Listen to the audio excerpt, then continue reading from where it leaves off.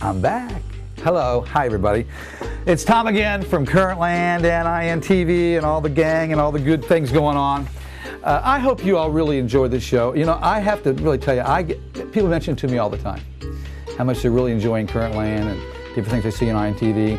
So I'm going to roll it out here. And you know, people spend so much time on the road traveling, going to see relatives, and you got tribal and school and this and that. So let me just show you some of the few things going on throughout what we call the greater Current Land area.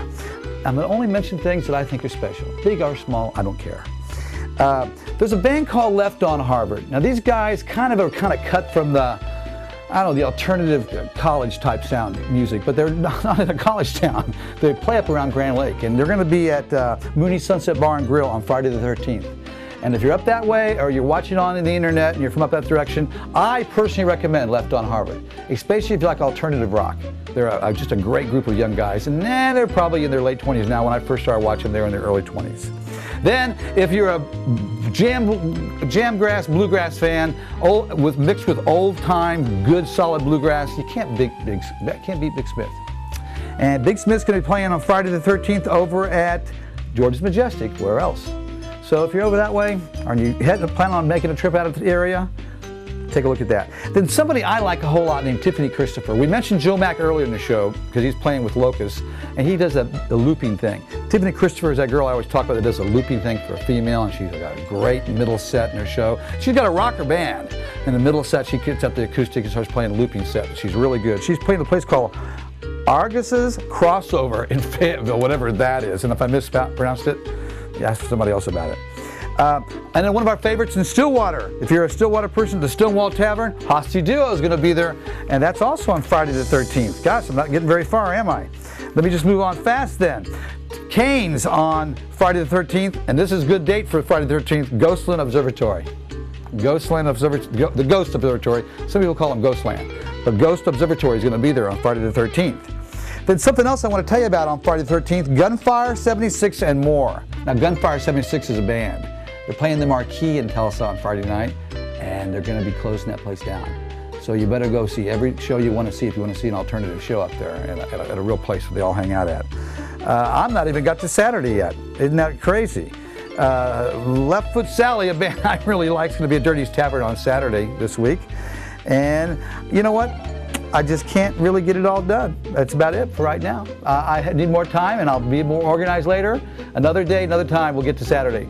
This week's going to be good, starting Friday. Check out the Current. The rest of the things are in there. Bye. Okay, thank you very much, Tommy boy. Folks, I just want to remind you to go out and pick up the newest copy of The Current. It's absolutely free. A whole bunch of stuff in here for you to learn about. Okay, it's time for Video of the Week.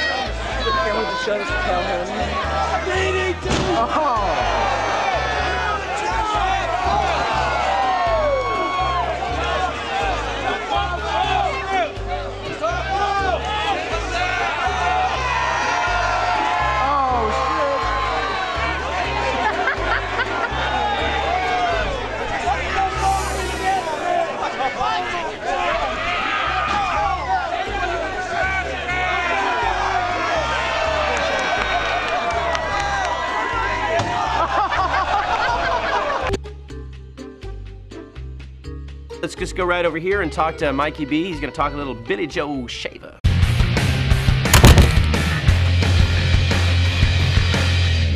Hi folks, Michael here, coming to you from the vault at In Tune Music. I don't know if you were lucky enough last Friday night to go to the Crowbar in downtown Tahlequah, but you were probably going to see one of the, as Willie Nelson says, one of the best songwriters alive, and we're talking Billy Joe Shaver. That's right, in our hometown. Believe it or not, he plays much bigger venues all over Texas and all over the United States. Billy J. Shaver, he's got a great story in his background, several great stories, a lifetime. But when his mother was 7 months pregnant, his dad, a half-French, Blackfoot Sioux, huge man of a alcoholic and everything, took his mother, Victory, out in the country one time, outside of Corsicana, Texas, and beat her badly, stomped her into the mud with his cowboy boots, and threw her body into a stock tank.